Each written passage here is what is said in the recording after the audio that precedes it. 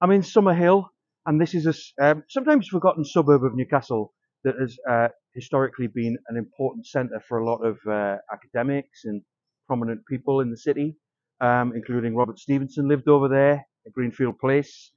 And as it's Black History Month at the minute, actually, uh, a very important abolitionist and campaigner, which a lot of people know about, is Frederick Douglass. And Frederick Douglass was a slave.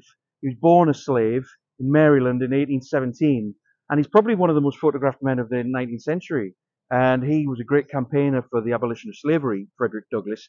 And he was born into slavery, taught himself to read and everything when he was a little boy, and he managed to escape from slavery by boarding a train at Baltimore in a sailor's uniform, and he made it to New York, where he was able to live a free life.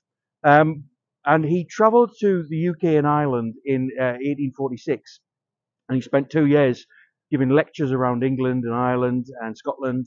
And he lived here because he was friends of the Richardson family, and the Richardsons were a very important Quaker family. And the Quakers were always famous for being great abolitionists and prominent in the anti-slavery movement, the Quakers. And the Quakers also fought a lot for women's suffrage, and as did Frederick Douglass. He was a great women's suffrage campaigner as well. So the actual he stayed with the Richardsons, and Anna Richardson and her sister-in-law Ellen Richardson. They actually these were great campaigners in the city for social justice, we'd call it now, and campaigning against injustice and all kinds of poverty and everything. And they were launching newspapers and periodicals and everything. And they stayed at their house. I think it was down there, number 5, um, Summerhill Place, Summerhill Street, I think maybe.